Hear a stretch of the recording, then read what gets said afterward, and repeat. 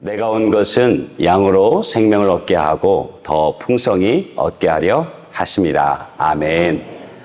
주님께서 오신 것은 나로 또 우리로 영원한 생명을 얻게 하기 위함입니다. 그리고 그 주님으로 말미암아 풍성한 내 삶의 풍성을 얻게 하려는 것을 우리는 믿습니다. 우리의 모든 소유를 다 팔아서 사도 아깝지 않은 것이 천국인데 그 천국은 우리의 돈으로 살 수 없습니다. 그리고 우리의 그 무엇으로도 얻을 수 없습니다.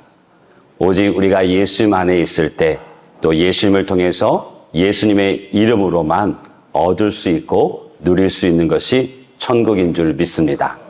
오직 예수님을 믿음으로 오직 예수님을 나의 구원자로 믿는 저와 여러분이 되시길 주님으로 축복합니다. 또 오직 예수님을 믿음으로 오직 예수님을 나의 삶의 주인으로 모심을 통해서 풍성한 삶이 우리 가운데 주어짐을 믿는 저와 여러분인 줄 믿습니다. 바라기는 주님께서 이 땅에 오신 그 영원한 생명과 풍성한 삶을 모두가 함께 누리고 함께 그 이름 예수 그리스도를 높이는 우리가 되는 줄 믿습니다. 지금 사순절 기간을 지나고 있습니다. 예수님이 공생애를 시작하시기 전에 40일간 광야에서 금식하시고 기도하시면서 당신을 향한 하나님의 뜻이 무엇인지를 묵상하였고 또 그 하나님의 뜻대로 살기를 다짐하셨던 그 40일. 그래서 우리 믿는 자들은 부활절 전에 그 40일 주님이 광야에서 거니셨던 그 시간을 특별한 절기로 기억하고 지켜갑니다. 그 기간은 예수님의 그 순환의 의미를 다시 한번 깊이 생각하면서 회개로 또 금욕과 금식으로 또 자선과 절제로 주님의 부활을 기다리는 때입니다. 그리스도인이라는 이 말의 의미는 우리가 잘 알다시피 예수님을 닮아가는 사람입니다. 이 사순절 기간을 지내면서 우리 안에 예수님을 닮은 모습들이 더 많아지기를 그리고 우리의 삶이 또 우리의 신앙이 예수님과 함께 걷는 그 걸음이 되기를 주님으로 축복합니다. 그래서 이 사순절 기간에는 6번의 예배, 6번의 주일이 포함되어 있습니다. 그래서 이 6번의 예배 때 신앙의 6가지 요소인 예배, 말씀, 기도, 교제, 봉사, 전도에 대해서 시리즈로 하나님의 말씀을 살펴보고 그 설교를 통해서 한 주 한 주 우리의 믿음이 자라가는 시간이 되어지는 그런 은혜가 있기를 주님의 이름으로 축복합니다. 이 특별한 시기에 혹 우리의 믿음의 성장판이 막혀 있다면 시원하게 뚫리는 그런 시간이 됐으면 좋겠습니다. 그래서 우리의 믿음이 힘있게 자라기를 주님의 이름으로 축복합니다. 서울에 살면서 자주 그리고 참 좋아했던 놀이동산이 하나 있습니다. 에버랜드 다 아시죠? 우리 어르신들은 자연농원 모르십니까?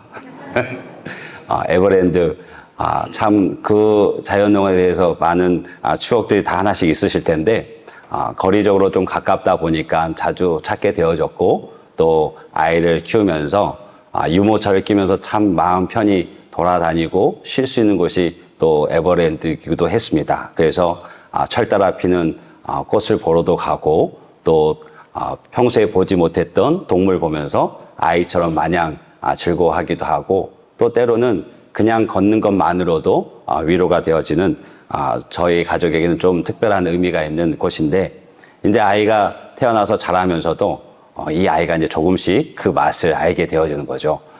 꼬마 기차도 타게 되어지고 회전목마도 타게 되어지고 그러면서 점점 그것을 좋아하게 되고 또 그것을 함께 즐기게 되어졌습니다. 아이가 커가면서 그곳에 가는 그 기대와 설레임도 함께 커갔습니다. 그래서 우리 다음 주에 아빠 쉴 때 에버랜드 한번 갈까 하면 너무너무 좋아하는 거예요. 막 방방 뛰는 겁니다. 그래서 그날부터는 학교 다녀오면서 하루 지났다고 이제 며칠 남았다고 또 학교 갔다 오선 또 하루 지났다고 이제 며칠 남았다고 그렇게 하루 이틀 다가오면 이제는 또 질문이 바뀝니다. 아빠 그날 진짜 갈 수 있어? 그날 진짜 갈 수 있어? 그럼 갈 수 있지, 갈 거야. 그러면 또 너무너무 기분 좋게 방방 뜁니다. 젊은 때에 아이들과 약속을 지키는 것이 쉽지 않잖아요. 직장이나 여러 가지 일들 때문에. 목회 사역도 좀 계획대로 되어지지 않는 돌발적인 갑작스러운 일들이 있어서 약속을 잘 지키지 못했던 적이 있는데 아이가 그것을 좀 기억했던 것 같습니다. 그래서 그게 못내 신경이 쓰였든지 토요일 주일쯤 되면 꼭 물어봅니다. 내일 갈 수 있어? 진짜 갈 수 있어? 갈 수 있다고. 그래서 드디어 이제 가족이 가는 날 아침이 밝았습니다. 누가 가장 먼저 일어났을까요? 그렇죠. 그놈이 먼저 일어났습니다. 그놈이 다 깨웁니다. 새벽 예배 갔다 좀 쉬어야 되는데 깨웁니다. 그러면 또 일어나서 또 같이 가죠. 그러면 정말 들어가자마자 막 뛰어다니고, 물론 가는 길 안에서도 차 안에서 난리 나죠. 이거 너무 시끄럽습니다. 뽀로로도 안 봐요. 막 가서 놀면 막 재밌게 놉니다. 그런데 어느 날은 이 아이가 그동안 자기가 즐겁게 타던 회전목마나 꼬마 기차나 뭐 범벅카에 별로 이렇게 재미를 못 느껴요. 그리고 옆에 있던 막 언니, 누나, 형들이 막 타고 있는 그런 기구들 보면서 힐끔힐끔 쳐다보고 타고 싶다고 그럽니다. 그러면 가볼까 하고 가면 또 엄청 뛰어가요. 그런데 뛰어가서는 또 시무룩해서 돌아와요. 그럼 다른 데 가볼까? 그럼 또 뛰어가요. 또 시무룩해서 돌아와요. 그래서 결국 지가 타고 싶은 것은 하나도 못 탔습니다. 왜 그랬을까요? 타고 싶어 뛰어가지만 그 앞에는 항상 입구에 안내자가 하나 있죠. 이리 와봐. 키 재자. 키가 안 돼서 못 타는 거예요. 애가 곧 울 것 같아요. 이미 그쯤 되면 저도 텐션이 떨어져서 힘든데 이 아이가 시무룩하고 곧 울 것 같으니까 어떻게든 그 분위기를 띄워주려고 있는 없는 텐션을 다 끌어모아서 막 환호성 지르고 놀아줍니다. 그런데 잘 안 먹혀들어요. 그리고 그렇게 그냥 돌아왔습니다. 며칠 동안도 그 아이가 기분이 별로였어요. 그리고 늘 이렇게 아이들이 밥 안 먹으면 하는 말이, 야, 너 지금 밥 안 먹으면, 밥 잘 안 먹으면 뭐라고 얘기합니까? 키 안 큰다. 근데 그 말도 갔다 와서 며칠 동안 눈치 보여서 못했어요. 키 안 큰단 말을 도저히 못하겠더라고요. 그래서 비위를 맞췄던 적이 기억나는데, 왜 우리가 영적으로 키가 자라가야 하는지 하나님께서는요, 이 세상을 너무도 멋지게 그리고 너무도 가슴 벅차게 만들어 놓으셨어도 우리가 영적인 키가 자라지 않으면 보지 못하고 또 누리지 못하는 것이 있기 때문에 그런 가슴 벅찬 일들을 하나님께서 우리에게 보여주시기 위해서 늘 자라가라고, 말씀 위에서 주님이 원하시는 끝까지 성장해 가라고 말씀하고 있는 것 같습니다. 바라기는 하나님께서 그 천지를 주신 그 능력으로 만드신 그 모든 것을 영적인 키가 자라가면서 보고 누릴 수 있는 그 가슴 벅찬 일들을 우리가 다 보고 다 누리고 하나님 앞에 서는 하나님의 백성들 되시기를 주님으로 축복합니다. 그래서 베드로 사도도 우리 주 곧 구주 예수 그리스도의 은혜와 그를 아는 지식에서 자라가라라고 베드로 후서에서 말씀하고 있습니다. 이 사순절의 기간 주님을 닮아가는데 혹 우리 안에 영적인 성장편이 닫혀 있다면 다시 열리고 다시 자라가는 은혜가 있기를 다시 한번 주님의 이름으로 축복합니다. 하나님께서는 이스라엘 백성을 애굽에서 불러내셨습니다. 그래서 우리는 그것을 출애굽이라고 얘기합니다. 그 애굽의 압제에서 고통받던 이스라엘 백성들을 불러내셨는데 그 출애굽이요, 죄인으로 죽을 수밖에 없는 우리가 예수 그리스도의 피로 구속, 곧 죄사함 받은 것을 예표합니다. 출애굽기 3장 12절 보게 되면 하나님께서 이르시되 내가 반드시 너와 함께 있으리라. 내가 그 백성을 애굽에서 인도하여 낸 후에 너희가 이 산에서 하나님을 섬기리니 이것이 내가 너를 보낸 증거니라라고 얘기합니다. 하나님께서 이스라엘 백성을 애굽에서 구원하신 이유, 애굽에서 불러내신 이유는 하나님을 섬기게 하기 위함입니다. 이 말씀은 출애굽기 3장뿐 아니라 7장, 8장, 9장, 10장, 계속해서 동일한 말씀을 하고 계십니다. 그리고 출애굽기 5장 1절 보게 되면 그 후에 모세와 아론이 바로에게 가서 이르되 이스라엘 하나님 여호와께서 이렇게 말씀하시기를 내 백성을 보내라. 그러면 그들이 광야에서 내 앞에 절기를 지킬 것이니라 하셨나이다. 그들이 나를 섬길 것이다 라는 말씀이 그들이 광야에서 내 앞에 절기를 지킬 것이다 라는 말로 바꾸어서 다시 말씀하고 있습니다. 또 3절에 보게 되어지면 그들이 이르되 히브리인의 하나님이 우리에게 나타나셨은즉 우리가 광야로 사흘 길쯤 가서 우리 하나님 여호와께서 제사를 드리려 하오니 가도록 허락하소서. 여호와께서 전염병이나 칼로 우리를 치실까 두려워하니이다 라고 말씀하십니다. 출애굽기 3장 12절에서는 나를 섬길 것이다. 그리고 5장 1절에서는 내 앞에 절기를 지킬 것이다. 5장 3절에서는 여호와께 희생을 드리려 하오니라고 다르게 표현하고 있습니다. 이를 통해서 하나님께서 애굽에서 이스라엘 백성들을 불러내신 이유가 명확해집니다. 하나님을 섬기게 하기 위해서, 하나님 앞에서 절기를 지키게 하기 위해서, 하나님 앞에 희생을 드리게 하기 위해서, 즉 오늘날로 얘기하면 예배하도록, 하나님을 예배하도록 이스라엘 백성들을 불러내셨고, 동일하게 우리를 죄에서 불러내신 이유는 하나님을 예배하도록 부르신 줄로 믿습니다. 이스라엘 백성을 구원하신 목적, 또 예수님을 통해서 우리를 구원하신 목적은 동일합니다. 하나님을 섬기고 하나님을 예배하기 위해서입니다. 그래서 하나님은 지금도 이 순간에도 예배자를 찾는다라고 말씀하고 있습니다. 오늘 본문에서 그 예배가 무엇인지 우리에게 설명하고 있습니다. 42절을 보게 되면 이는 너희가 대대로 여호와 앞 회막문에서 늘 드릴 번제라. 내가 거기서 너희와 만나고 내게 말하리라 라고 말씀하세요. 무엇을 말씀하시냐면 내가 거기서 너희와 만나고, 43절을 보게 되면 내가 거기서 이스라엘 자손을 만나리니, 45절 보게 되면 내가 이스라엘 자손 중에 거하며, 46절에도 그들 중에 거하려고. 예배는 만남입니다. 예배는 하나님과 만나는 것입니다. 예배는 하나님을 대면하는 자리입니다. 내가 거기서 너희와 만나고라고 말씀하고 계세요. 거기는 어딜까요? 거기는 신명기 16장 2절을 보면 여호와께서 자기의 이름을 두시려고 택하신 곳에서 소와 양으로 내 하나님 여호와께 유월절 제사를 드리도록 얘기하고 계십니다. 또 신명기 16장 6절에는 오직 내 하나님 여호와께서 자기의 이름을 두시려고 택하신 곳이라고 얘기합니다. 거기는 하나님의 이름을 두시려고 택하신 곳, 하나님께서 택하신 곳, 주의 성전에서 주의 성도들이 하나님과 만나는 것, 그것을 그 일을 위해서 이스라엘 백성들을 불러내셨습니다. 그리고 그곳에서 우리에게 은혜 베푸시기 위해서, 우리에게 그 하나님의 이끄심을, 그 하나님의 인도하심을 통해서 예배로 하나님께서 만나기를 원하고 또 기다리고 계신다고 말씀하고 있습니다. 이사야서 30장 18절 보게 되면 여호와께서 기다리시나니 이는 너희에게 은혜를 베풀려 하심이라. 여호와께서 일어나시리니 이는 너희를 긍휼히 여기려 하심이라. 아멘. 하나님께서 예배 중에, 예배 가운데, 예배의 자리에서 우리를 만나기 위해서 기다리고 계시고 일어서신 줄로 믿습니다. 왜요? 또 그 예배를 통해서 우리에게 은혜 주시고 긍휼히 여긴 바 받게 하시기 위해서입니다. A.W. 토저의 유명한 말이 있습니다. 한 주를 예배로 시작하는 사람은 결코 마귀가 건드릴 수 없는 권능자의 삶이다. 다시 한번 말씀드릴게요. 하루를 예배로 시작하는 사람, 한 주를 예배로 시작하는 사람은 결코 마귀가 건드릴 수 없는 권능자의 삶이다라고 말했습니다.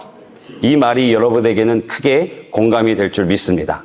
하루를 시작하면서 예배로 시작하는 것, 새벽 예배로, 또 한 주를 시작하는데 월, 화, 수, 목, 금, 토, 일이 아니라 월, 화, 수, 목, 금, 토, 주일로 시작하는 그 인생, 여러분이 지금 그 인생을, 그 삶을 살아가고 계신 줄 믿습니다. 어둠의 영은요, 우리를 가만히 놔두지 않습니다. 어떻게든 우리를 끌고 가려고 하고 어떻게 해서든 우리를 주저앉게 만들려고 합니다.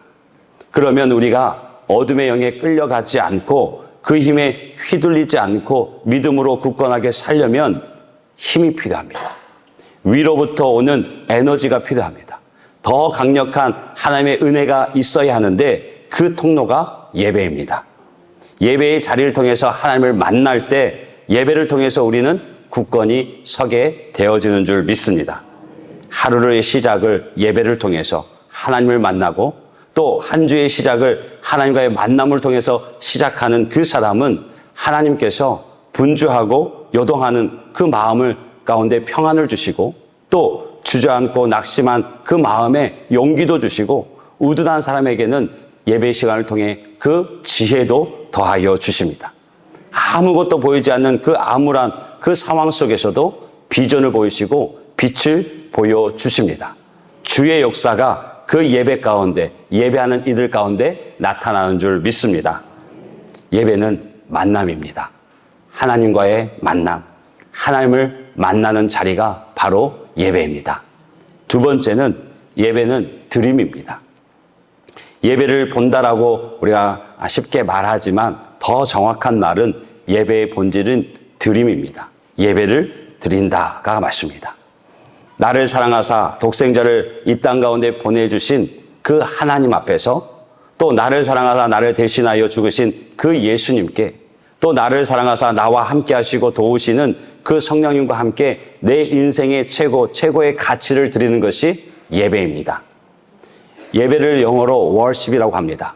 worship와 ship이 합쳐진 말입니다. 최고의 가치, 그 가치를 하나님 앞에 올려드리는 것. 즉 최고의 하나님께 최상의 가치를 올려드리는 것이 예배입니다. 나의 전부이신 하나님, 내 삶의 전부이신 하나님, 내 삶의 이유와 내 생명의 주인 되신 하나님께 내 마음을 드리고 시간을 드리고 또 찬양을 드리고 물질을 드리는 것, 그것이 예배입니다. 오늘 본문에서도 그 부분을 정확하게 말하고 있습니다.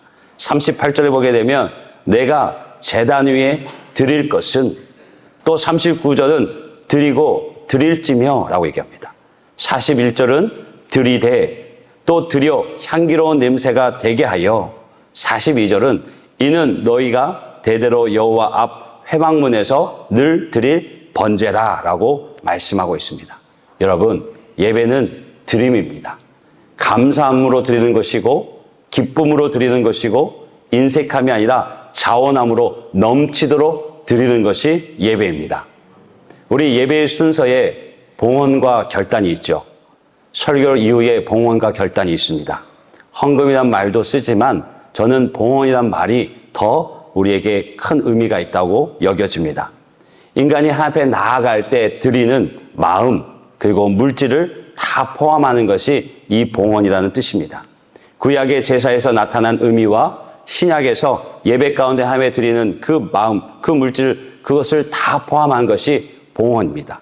결국 나를 하나님께 드리는 것입니다. 구약의 제사에는 어떻습니까? 구약의 제사는요, 구약의 예배는 처음부터 끝까지 드리는 겁니다. 처음부터 끝까지. 구약의 제사 때 드리는 그 제물은 나를 대신해서 나의 죄값으로 죽는 제물입니다. 구약의 제사 때 그 양과 소는 양과 소가 죽는 것이 아니고 내가 죽는 것입니다. 나를 대신해서. 내가 죽어야 할 그 죄를 대신 덮어 쓰고 대신 하나님의 진노를 받는 것이 그 양과 소입니다. 이것이 하나님의 큰 은혜입니다. 엄청난 은혜예요. 우리는 죄인이어서 거룩한 하나님 앞에 설 수 없고 그 죄의 끝은 죽음입니다. 사망입니다. 그런데 그 양과 소를 대신하여 나를 대신하여 죽게 하심으로 말미암아 우리에게 다시 살 기회를 주신 것. 동물의 피로 우리의 죄를 용서하시고 용납해 주시기로 작정하신 하나님께서 우리를 향하신 선물이고 은혜입니다. 이것이 바로 봉헌입니다. 이것이 하나님의 사랑과 또 하나님의 은혜의 방법이었습니다. 그리고 예수 그리스도께서 이 땅에 성육신 하심으로 그리고 십자가의 죽으심으로 말미암아 구약의 그 제사와 그 봉헌물에 대한 완전한 성취가 이루어지게 되어집니다. 그리스도께서 친히 제물이 되어주셔서 죄 없는 그 예수님께서 죄 많은 내가 죽어야 될 그 자리에 제물이 되어주셔서 하나님의 택한 백성 나를 대신해서 십자가에 피 흘려 죽으심으로 말미암아 우리가 살게 된 것입니다. 예수님 당신이 우리를 위해 자신을 내어주심을 통해서 봉헌하심을 통해서 우리가 구원을 얻게 된 것입니다. 그래서 우리는 오직 예수의 이름으로 하나님 앞에 나아가는 것입니다. 여러분, 또 이 봉헌의 의미는 청지기의 원리와도 같습니다. 여러분이 지금 누리고 계신 그 모든 것 여러분의 것입니까? 이게 무슨 말인고? 물론 이 땅을 살아가면서 내 이름으로 등기부 등본도 필요하고 내 입으로 통장도 필요하고 내 입으로 필요하지만 그 모든 것은 하나님께서 주심을 우리는 믿음으로 고백합니다. 이 세상에 사는 우리에게 하나님께서 당신의 것을 맡기셨고 관리하도록 하셨습니다. 우리가 내 것이라 여겨지고 내 이름이 설령 붙어 있을지라도 그것은 내 것이 아니라 하나님께서 주신 것임을, 내게는 어떤 소유도 없고 다 하나님께서 맡아 위임받아 그것을 관리하고 사용하는 것임을 우리는 믿습니다. 그것이 청지기입니다. 우리의 생명도, 우리의 건강도, 우리의 재산도, 심지어 우리의 자녀도, 우리가 가진 모든 것, 내 것이라 생각하는 그 모든 것이 하나님께서 주신 것이고 하나님의 은혜로 우리에게 맡겨주신 바 된 것을 믿습니다. 우리가 이 봉헌의 모습을 잃어버린다면 모든 것이 하나님의 것이 아니라 내 것이라고 착각하게 되어집니다. 내 것이라 착각하면요, 아무리 작은 것도 아깝습니다. 내 것이라 생각하면 선심성 배품이 되어집니다. 왜요? 내 것이니까. 내 것을 나눠주는 거고, 내 것을 기부하는 거고, 내 것을 드리는 거 되어집니다. 내 것이니까 작은 것도 아까운 거예요. 줘도 되고 안 줘도 되고 나눠도 되고 안 나눠도 되는 거예요. 그런데 주님께서는 그렇지 않다라고 말씀하고 있습니다. 봉헌이라는 방법을 통해서 전부를 주신 하나님께, 전부를 받은 그 하나님께 그 중에 일부를 떼어 드림으로써 나머지 모든 것이 하나님께로부터 왔음을, 하나님의 것임을 고백하는 것이 봉헌입니다. 그래서 그 봉헌은 나를 드리는 거예요.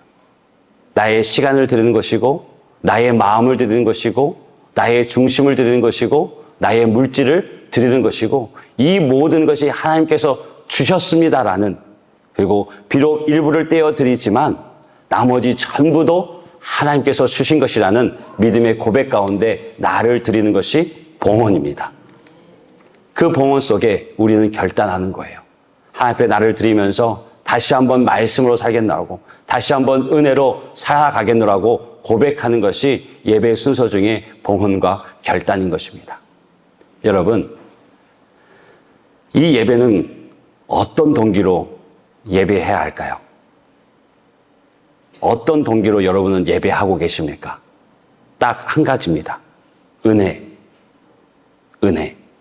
오직 예배는 딱 이 하나로만 가능합니다. 하나님의 은혜만 내가 예배의 온전한 동기가 되는 것입니다. 다시 말하면 이 은혜가 경험되어지지 않으면요, 예배는 불편합니다. 예배는 번거롭습니다. 성가대도 마찬가지죠. 하나님께서 내게 주신 은혜, 그 구원의 은혜와 감격 속에서 그것을 느끼고 그것을 알게 될 때 그 찬양의 소리와 그 은혜가 없으면 어떻게 되어집니까? 찬양이 아니죠. 기도도 기도가 아닙니다. 그냥 푸념이 되어집니다. 그가 일주일에 한 번 예배를 시작하는 이것이 부담스럽고 요식이 되어지고 시간의 낭비 같고 몸의 수고로 끝나는 것, 예배가 없다면 예배는 그렇게 되어집니다. 그렇기에 예배는 은혜자의 반응이고, 예배는 은혜자의 표현이고, 예배는 은혜자의 보답이고, 또 은혜는 예배자의 감사입니다. 히브리서 4장 16절을 보게 되어지면, 그러므로 우리는 긍휼하심을 받고 때를 따라 돕는 은혜를 얻기 위하여 은혜의 보좌 앞에 담대히 나아갈 것이니라. 아멘. 우리 한번 같이 읽어보실까요? 다시 읽겠습니다. 시작. 그러므로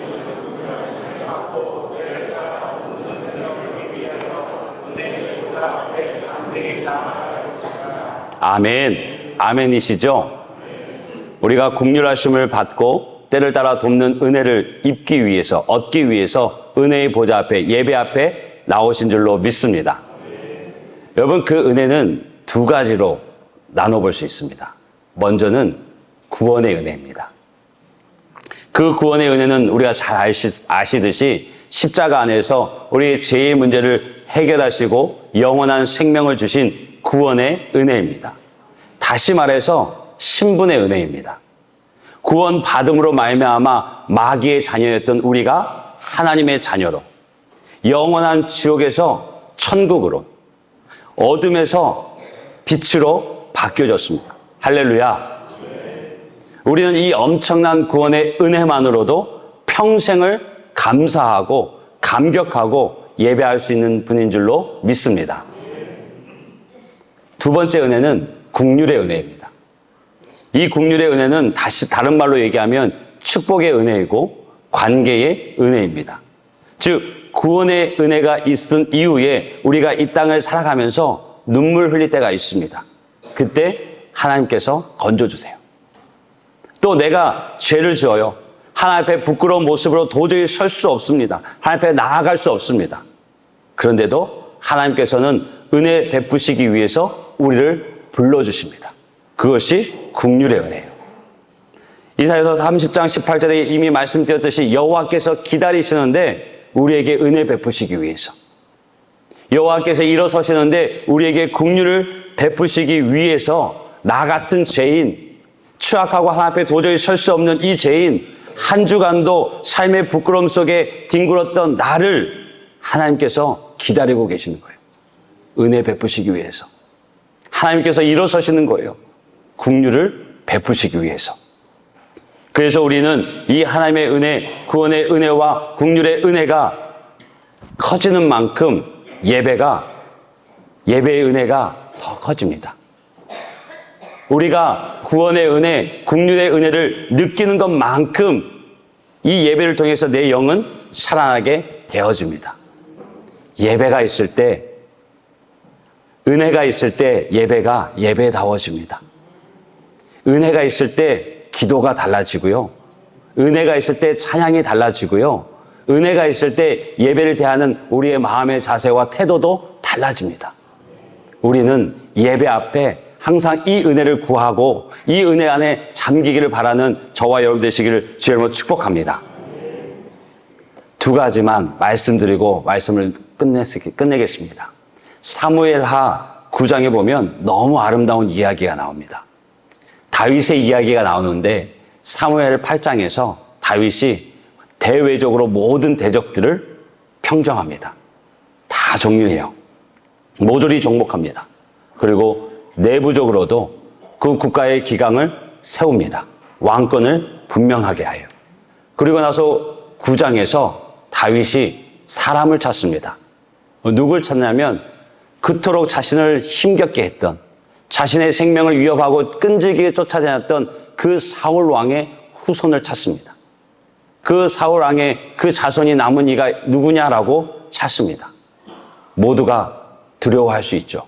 왜요? 그 시대는 왕이 바뀌면 그 이전의 왕의 모든 가족들은 후환을 남기지 않기 위해서 다 죽였거나 멀리 보냅니다.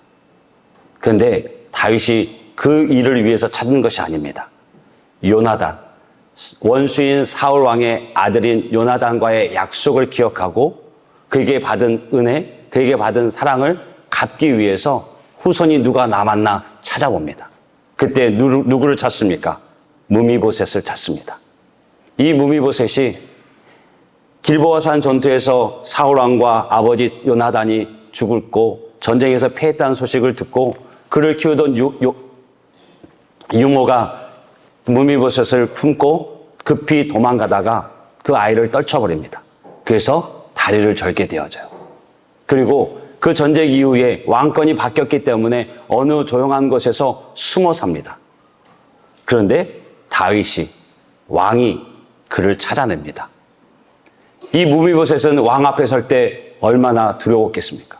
아마 사시나무 떨듯 떨었을 것입니다. 왜? 그 할아버지가 또 그 왕권이 바뀌었기 때문에 자신의 목숨이 언제 달아날지 모르니까. 또 본인도 자신의 입으로 얘기했듯이 왕 앞에서 가치 없는 자라고 죽은 개라고 여겼습니다. 또 다리를 절면서 다른 사람들의 보호와 보살핌에 의지해서 살아갈 수밖에 없는 그런 존재였습니다. 그런데 다윗이 그를 만나서 그런 무미보셋의 모습을 보고 뭐라 말했는지 아십니까? 두려워하지 말라. 말로 그를 위로해 줍니다. 그를 안정시켜 줍니다. 그리고서 그에게 한 일이 그의 모든 것을 회복시켜 줍니다. 사울 왕의 손자로 요나단의 아들로서 누렸던 그 모든 것을, 모든 재산을, 신분을 회복시켜 줍니다. 그리고 마지막 세 번째가 너는 항상 내 상에서 먹을 지니라. 그를 말로 위로하고 안정감을 준 것 이후에, 모든 것을 회복시켜 준 이후에 가장 최종적으로 너는 영원토록 평생토록 나와 나의 식탁에서 함께 먹을 것이다 라고 은혜를 베풀어 줍니다. 무미보셋은 왕의 식탁에 초대를 받았습니다. 이것이 우리입니다. 도저히 왕 앞에 나설 수 없는 존재가 우리입니다. 왕 앞에 설 수 없는 바로 나를 주님께서 찾으시고 위로하시고 회복시켜 주시고 영원토록 함께 하자라고 말씀하고 계신 것입니다. 우리는 자격이 없습니다. 거룩하신 왕 앞에 우리의 죄와 허물로 인해서 왕 앞에 설 수 없고 또 그 자리에 함께 있을 수 없습니다. 무미보셋은 다리를 절었지만 우리는 죄로 인해서 온 심령이 부패된 사람들이었습니다. 그런데 왕의 식탁에 우리를 부른 것입니다. 왕의 식탁에서 함께 먹자고 왕이 만나 주시는 것입니다. 우리에게 있을 수 없는 그 일이 일어난 것입니다. 이 은혜를 알아야 예배 가운데 감격이 있고 예배 가운데 감사가 있는 것입니다. 이 은혜를 알아야 예배를 통해서 하나님의 손을 붙잡는 은혜가 주어지는 것입니다. 탕자, 두 아들이 있습니다. 두 명의 탕자가 같은 집에 있습니다. 한 사람은 몸과 마음이 다 아버지를 떠났습니다. 나중에 돌아왔지만. 그런데 큰 아들은 아버지를 떠난 적은 없습니다. 그 몸은 아버지를 떠난 적이 없지만 마음은 아버지를 떠나 있습니다. 몸과 마음이 떠난 탕자는 돌아와서 아버지의 사랑, 그 아버지가 베푸신 은혜에 고개를 들지 못합니다. 정말 죽을 죄이고 다시 아버지 앞에 서는 것조차도 너무나 부끄러운, 그래서 자신이 살기 위해서 생각한 방법이 아버지께로 돌아가는 건데 아버지가 아무것도 묻지 않으십니다. 저 멀리서 그 아들의 그림자만 보고도, 그 모양만 보고도 뛰쳐나가서 그를 품고 자신의 아들이라고, 죽었다 살아난 아들이라고 모든 것을 회복시켜 주시고 모든 것을 품어 안아주십니다. 그 사랑, 그 은혜에 이 아들은 고개를 들지 못합니다. 그저 모든 것이 감사할 뿐입니다. 모든 것이 감격일 뿐이고 모든 것이 은혜일 뿐입니다. 그런데 정작 아버지와 함께 있던 그 큰아들은 아버지에 대한 사랑에 감격이 없습니다. 아버지가 잔치를 베풀고 들어오라고 하는데 들어가질 않습니다. 작은 아들은, 집을 떠났던 그 아들은 그 아버지의 초대에 그저 감사와 감격으로 눈물과 기쁨의 눈물, 감사의 눈물, 회개의 눈물만 흘리며 오직 감사, 감격으로 그 가운데 있는데 한 번도 아버지를 떠난 적이 없던 큰아들은, 그 탕자는 그 왕의, 그 아버지의 초대에 들어오질 않습니다. 응하질 않습니다. 여러분, 이런 그리스도인이라면 하나님이 얼마나 가슴 아파하시겠습니까? 하나님께서 이런 자리를 베푸셨을 때 우리는 하나님의 은혜를 입기 위해서, 그 긍휼하심을 위해서 기꺼이 나아가는 것이고 그 초대에 응하는 것이 맞는 모습인 줄로 믿습니다. 하나님은요, 우리를 부르실 때 우리의 죄 많고 적음을, 우리의 허물의 크고 작음을 보지 않습니다. 때를 따라 돕는 은혜를 입기 위해서 은혜의 보좌 앞에 예배의 자리로 나와 아버지라 부르기를 원하시고, 하나님을 찬양하고 예배함 속에 나를 올려드리는 나의 중심을 전 앞에 드리기를, 그리고 그것을 받기를 기뻐하시는 분이 우리 아버지십니다.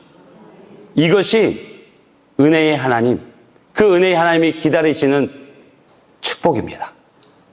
여러분, 예배는 하나님과의 만남입니다. 예배는 드림입니다.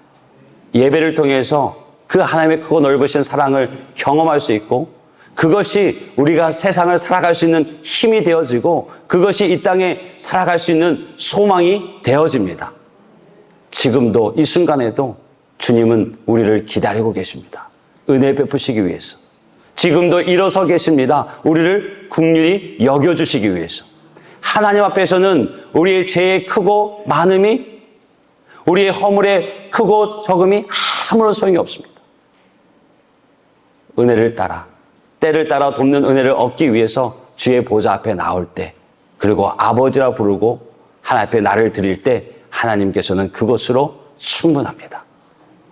왕의 식탁에 앉을 수 없는 우리를 그 왕이 부르셨습니다. 감히 아버지라 부를 수 없는 우리를 품어 안으시고 내 아들이라 잔치를 벌이시는 분, 그분이 우리 아버지십니다. 여러분, 우리의 삶의 기쁨이 살아나려면, 우리의 삶의 행복이 회복되려면 은혜의 깊이가 더해져야 합니다. 이 은혜의 깊이가 더해지면 찬양이 달라지고, 기도가 달라지고, 예배의 태도와 자세도 달라집니다. 하나님의 왕관의 보석같이 빛나는 우리 사랑하는 성도님들, 우리 그렇게 살아갔으면 좋겠습니다.